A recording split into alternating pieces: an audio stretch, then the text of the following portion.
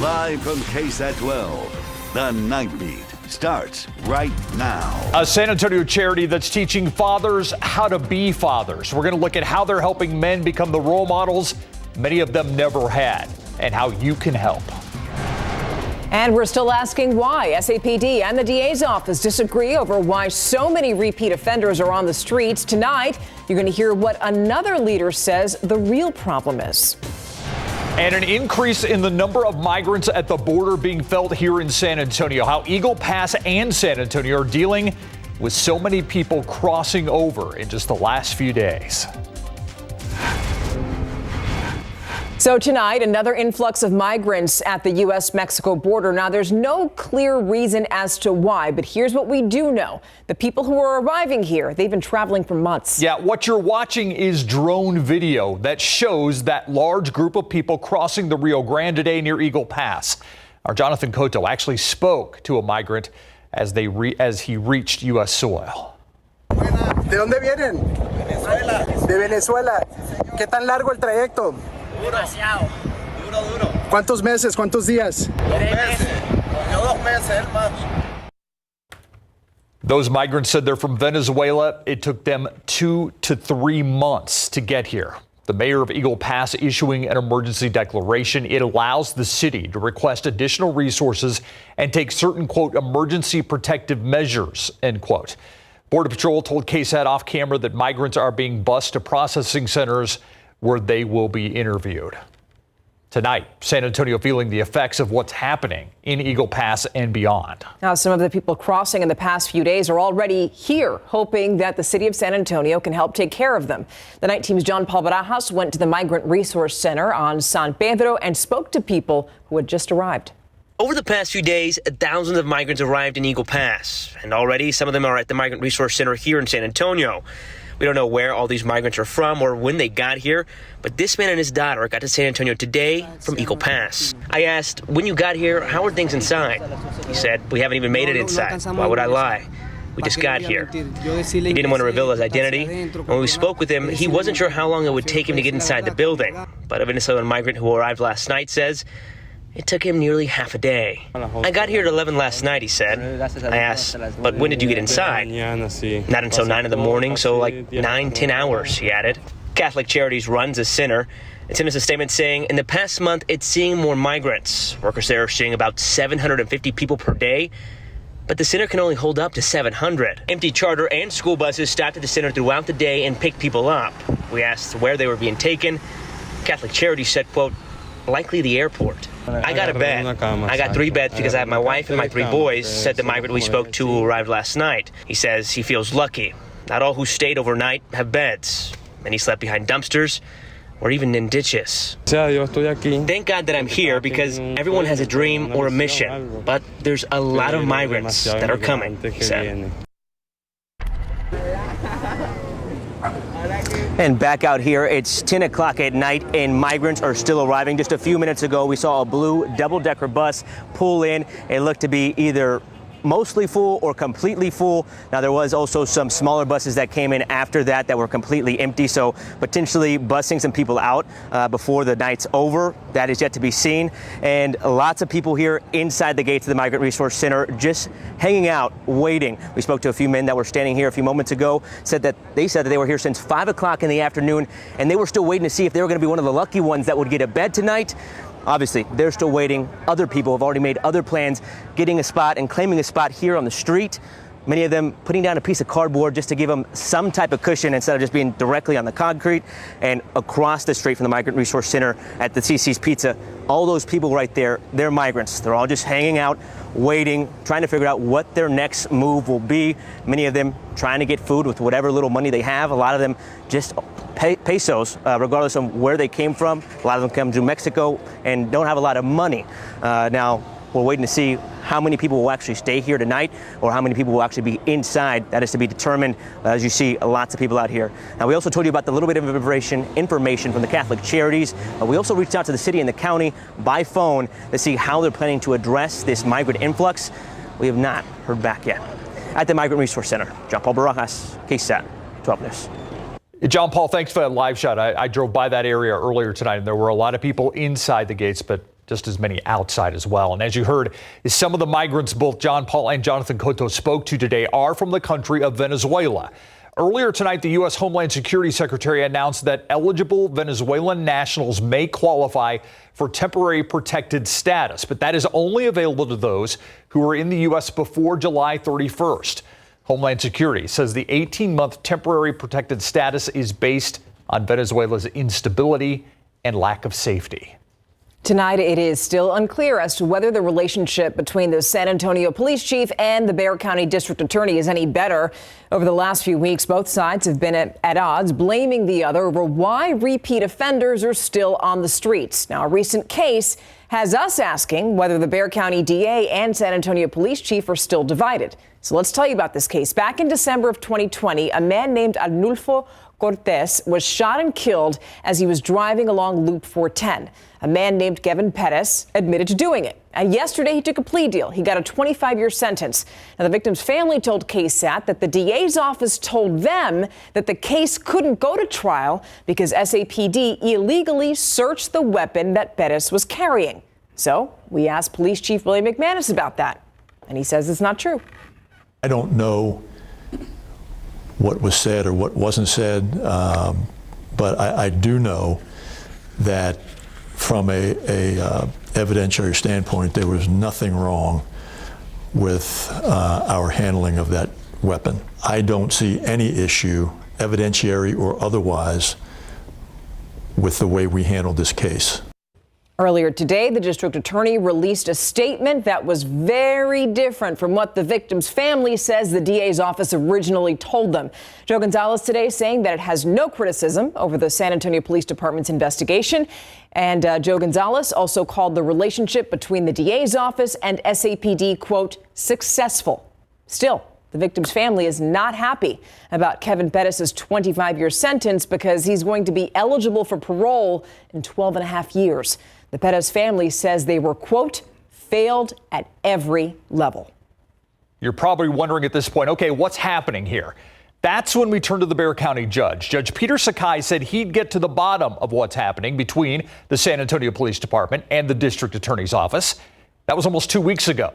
And as the Night Team's Patty Santos tells us, leaders still don't have concrete solutions. It was September 8th when Bexar County Judge Peter Sakai said he was tackling the issue between the district attorney's office and San Antonio Police. We will come up with solutions, and I have provided today that this is the first step in getting to a resolution. Otherwise, all we're doing is talking. So we've got timelines that we have to deal with from a scientific study. But that's what elected officials have been doing. A lot of talking at town hall meetings and behind closed doors. We're talking about how to improve the system.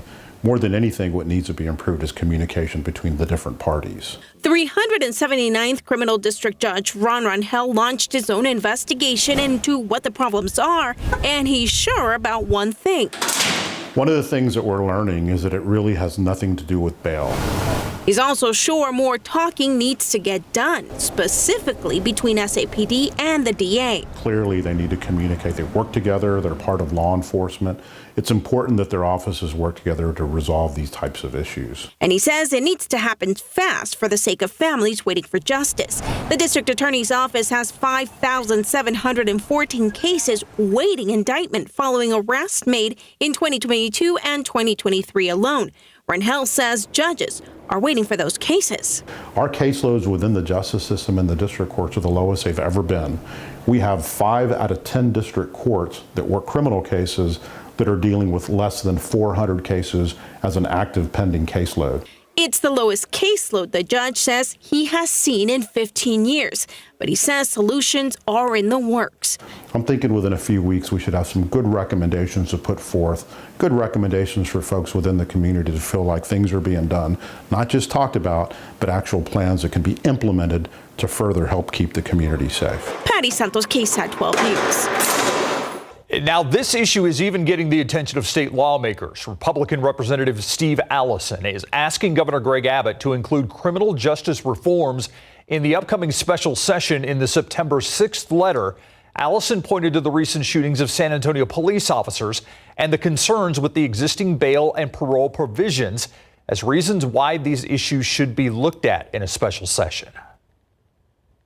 They're just people that have shown violent propensities, whether with weapons or family violence or whatever, that are being let back out on reduced bonds, low bonds, lax probation requirements, lax parole requirements. And I think there just needs to be some certainty put into the bail provisions and also sentencing guidelines to control this better. Now, Governor Greg Abbott has announced a special session on school choice. That's coming up in October. Now, before you go to bed tonight, remember to give big. Yes, San Antonio's major online fundraiser is going on right now. You have about 20 hours left to donate to a local charity, and you have more than 400 of them to choose from.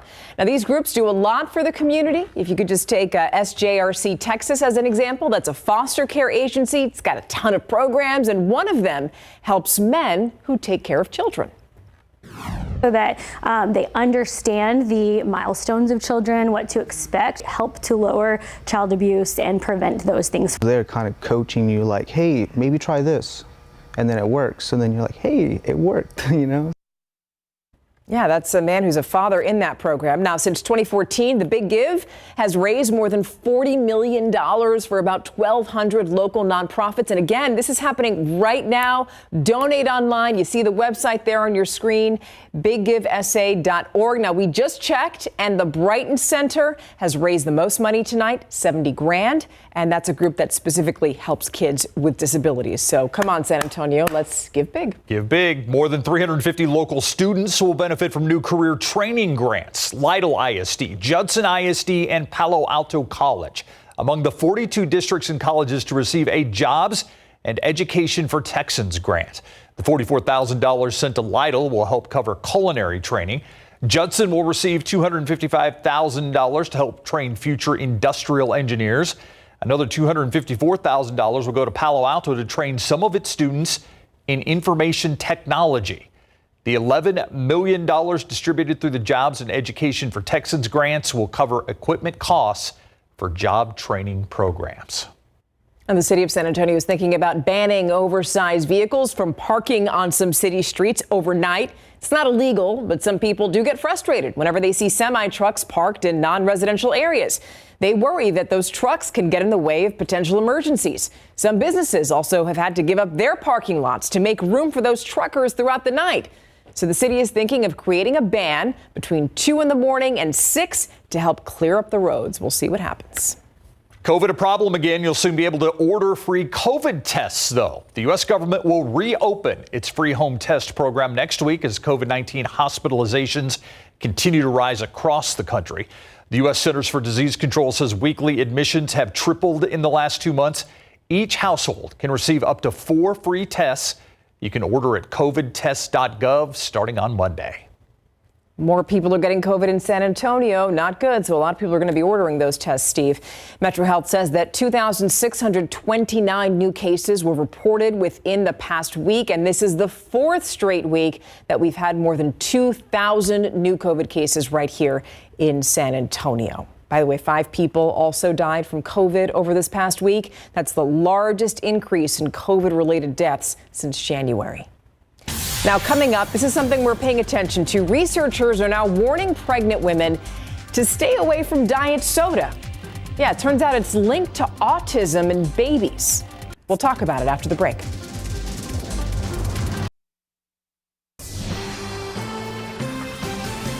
It's called aspartame, and it's why you might want to rethink what you believe is healthy the next time you drink diet or sugar-free soda. A new study from UT Health San Antonio found that pregnant women who drink diet soda are at increased risk for having children born with autism. That risk specific to women having boys who have a quadruple chance of being born with autism from mothers who have had 1 diet soda or drink per day. Baby girls have a low risk, but even any amount of aspartame, says a professor, is too dangerous for the human body to handle. So about 10% of the aspartame anyone puts in their bodies turns into methanol, which turns into formaldehyde and formic acid, which are very toxic.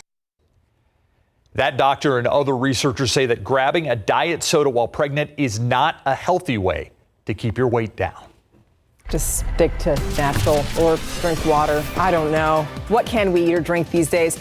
Let's take a live look outside here. 87 degrees out there right now. All right, so we had another hot day, but I'm thinking about rain. Yeah, we all want rain, don't we? Yes. And there is a shot in the forecast, and one day is starting to stand out with a little more hope than others, and that will be Monday. Otherwise, unseasonably warm. Temperatures still running above average. I know, surprise, surprise, right? But at least below 100.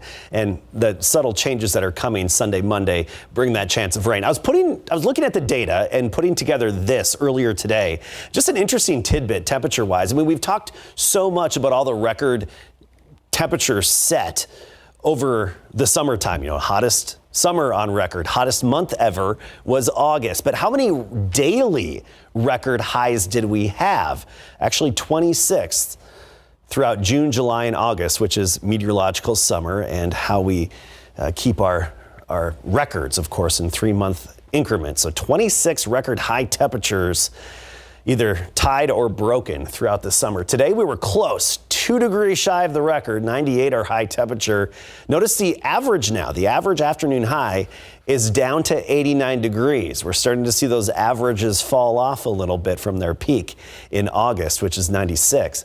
Tomorrow we'll start the day at 76. By noon we're at 90, and then 98 for the high temperature again. Pretty much the same thing the next couple of days. A lot of sunshine. Some 100s though. Del Rio 102, Cotulla, Carrizo Springs 100 degrees, even Pleasanton 101. We'll be close to it, New Braunfels and Lake Hills, even Elmendorf, Lavernia, right around 100. Give or take a few degrees is what we're looking at for the next several days. 98 Thursday, Friday, but of course there will be some areas that hit 100. Then we start to drop off a little bit early next week, Monday, Tuesday, and that comes with that chance of a few showers. So let's talk about that and our overall weather pattern. It's nice to see a little bit of rain sneaking its way into far west Texas there. It's good to have that. At least somebody's getting some action with the rain. And then this upper level high, though, it's still influencing our weather significantly. And there is a disturbance out there moving into the Pacific Northwest. No surprise with this big dip, that trough in the upper level flow. We have all this precipitation out ahead of it, especially in the Rocky Mountains. Now, that upper low is going to be tracking far north of us. So the highest rainfall potential and the highest accumulations, northern tier of the country, and even up and down the central part of the U.S. Around here, yes, I think parts of Texas will get hit by some showers next Sunday, Monday, as a weak frontal boundary drops in and stalls out somewhere near us. But I don't expect it to be all that widespread. Right now, we have had a 20% chance late on Sunday and then a 30% chance on Monday. But this is the key. Monday, possibly higher. There's a little bit of hope for Monday bringing us some better odds. So that's something to check back in, and we'll keep you updated and keep that forecast, as it's very fluid. We'll keep it updated and keep you up to date on the latest rain chances. That's the most important element. We also have Category 1 Hurricane Nigel. That's out in the Atlantic. That's moving away from land and weakening. No threat, and unfortunately, no tropical moisture even headed our way. Hey, by the way, fall equinox comes Saturday morning, so astronomical fall is on the way, but it doesn't mean anything with our temperatures. Only a technicality. All right, thank you. All right, the Cowboys head to the desert on a horse with no name. No, sorry. They don't. But they're two teams that are heading in much different directions. Yeah, so the Cowboys are 2-0. Gosh, Spreece, I love you. The Cardinals 0-2. I tell you just always keep us on the edge of our seats. I do. I got to right? keep you on your toes there. So Cowboys 2-0. Cardinals are 0-2. Tank Lord says, hey, just don't get caught up to the fact that the boys are undefeated. And Josh Young is back with the Rangers, and he's delivering. Coming up. Football coverage brought to you by Davis Law Firm. Dallas Cowboys star linebacker Micah Parsons was named the NFC Defensive Player of the Week for Week 2 for what he did to the New York Jets. Parsons had 4 total tackles, 2 sacks, 3 tackles for loss, 1 pass defensed, 4 QB hits, and 1 fumble recovered. This marks Parsons' 3rd career Player of the Week. He's the 3rd Cowboys linebacker to win it 3+ times, joining DeMarcus Ware, who won it 4 times, and Sean Lee, a 3-time Defensive Player of the Week. Now, the Dallas Cowboys' #1 ranked defense is close to getting back safety Donovan Wilson. Today, he was a full participant in practice for the first time this season. He's been out since hurting a calf during training camp and is close to suiting up in a game. So the Cowboys are 2-0, and they're getting ready to face the 0-2 Arizona Cardinals. Arizona has dropped their 2 games by a total of 7 points, so their record is a bit deceiving. Now, the Cowboys are favored to win by 12 Sunday in Arizona. Feel like, times like this when you're 2-0, you got the hype around the team. Things can get out of whack, and, people can let that self-confidence lead them into some stuff that they don't need to be in. And, you just need to make sure we maintain our focus on the Cardinals this week and, go in there and do what we do. Yeah, don't let things get out of whack. Offensive lineman Tyler Smith was limited with a hamstring injury, and wideout Brandon Cooks limited with a knee injury. Houston Texans rookie quarterback C.J. Stroud is coming off a fantastic game, but the Texans still lost to the Colts 31-20, falling to 0-2 on the season. Stroud finished with 384 yards passing, 2 touchdown passes, and no interceptions, all behind an O-line, missing 4 starters. So what is he looking to do better heading into their game with the Jaguars this Sunday at noon? It's cool to play good, but you don't win, it really don't matter. So, and for me, I had plays where I feel like we didn't win because of me. I got to be better, you know what I mean? And I got to look myself in the mirror and not point fingers, and that's something I would never do. But for me, I got to lead my guys better. I got to do everything better so we can win. Stroud was limited at practice today with the right shoulder, but he says he's okay. Texas State football will wrap up its non-conference schedule Saturday when they host Nevada at 6 p.m. This after the Bobcats beat down Jackson State 77-34, scoring their most points in a game in over 100 years. Their offense is ranked 12th in the country in scoring. Their D leads the country in tackles for loss. Now, Coach Kenny was asked, what's the focus this week? Yeah, I think, obviously on both sides of the ball and on special teams, there's things that we can clean up and do a better job of. I think we left a couple of touchdowns out there on offense, and then defensively, just have to do their job. That's what I'm telling them every day is just, hey, do your job. One play at a time. You do that, good things will happen. At 2-1, Texas State is off to its best start since 2013. Ahead of his 3rd season with the Spurs, power forward Zach Collins spent some time with the newly renovated Antioch Sports Complex and Community Center last night. This renovation was completed through Spurs Give and Frost's Operation Renovation grant of $100,000. Zach was part of the ribbon-cutting ceremony, and then he stuck around to help work a volleyball game. Now, during a recent podcast with Richard Jefferson, Collins said the Spurs have held some mini camps this summer and that all the younger players were very involved, which is a good thing to help them get ready for the regular season. Great. When you have such a young team, anytime you can get together, get some reps in together, help them understand the game a little bit more in the NBA, and especially with all the new guys coming in, it's huge.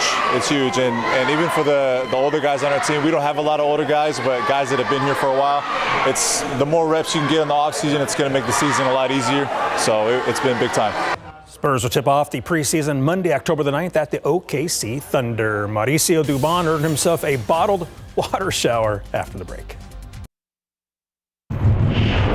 The Houston Astros got a much-needed win at home today against the Baltimore Orioles. Bottom 8 tied at 1. Bases loaded for the Astros. Jose Abreu grounds one off the pitcher's mound. Adam Frazier makes a great leaping snag and throws Abreu out at first base, inning over. That ball bounced between the pitcher's legs and right to Frazier. Wow. Bottom 9, same score. Runner on third base for Mauricio Dubon. He singles to right field to drive in a run, and that's your ball game. Astros win 2-1, snapping a 2-game slide. So the Rangers hosting the Red Sox, and Texas came back from a 4-run hole to win this one. Bottom of the second, Mitch Garver hits a solo job to right center field, 404 feet, and this game is tied at 4-all. Bottom 5, Rangers leading 11-4 when Josh Young gets his home run trot on 2-run shot. The Rangers lead 13-4. His first homer since coming back from injury after missing 6 weeks, and the Rangers win 15-5 and trailed the Astros by a half game for first place in the AL West. We'll be right back. Ooh, indeed. We'll be right back after the break. Thank you so much for keeping us company tonight. Have an awesome night. We'll see you tomorrow. Good night.